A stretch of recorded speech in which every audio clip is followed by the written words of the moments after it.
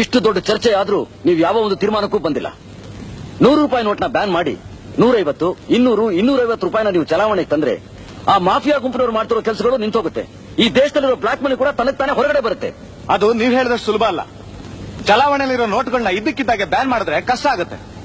ಇದರಿಂದ ಸರ್ಕಾರಕ್ಕೂ ಜನತೆಗೂ ತುಂಬಾ ತೊಂದರೆ ಆಗುತ್ತೆ. ಕರೆಕ್ಟ್.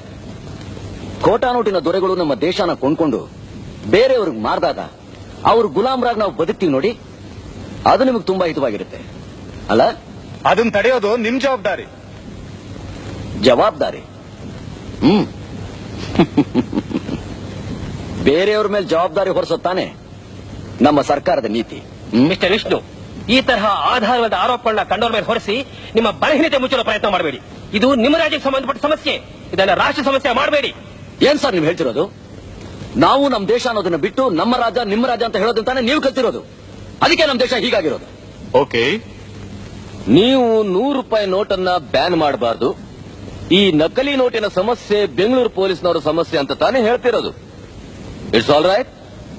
ನನಗೆ ಎಸಿಪಿ ವಿಷ್ಣು ಅವರ ಕಾರ್ಯದಕ್ಷತೆ ಮೇಲೆ ಪೂರ್ಣ ನಂಬಿಕೆ ಇದೆ. ನಾನೇ ಜವಾಬ್ದಾರಿನ ವಹಿಸ್ಕೋತೀನಿ. ಬೇರೆ ಸಮಸ್ಯೆಗಳ ಬಗ್ಗೆ ನೀವು ಯೋಚಿಸಿ. ಓಕೆ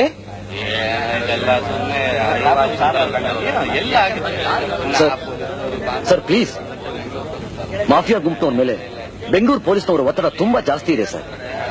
ಈಗ ನಾವು 100 ರೂಪಾಯಿ ನೋಟ್ನ ಬ್ಯಾನ್ ಮಾಡದೇ ಇದ್ರೆ ಅವರು ತಮ್ಮ ವ್ಯವಹಾರನ ಇಲ್ಲಿಂದ ಬೇರೆ ಕಡೆ ಸಾಗಿಸಬಹುದು. ಇಷ್ಟೊತ್ತಿಗೆ ಸಾಗಿಸ್ತಾನೂ ಇರಬಹುದು.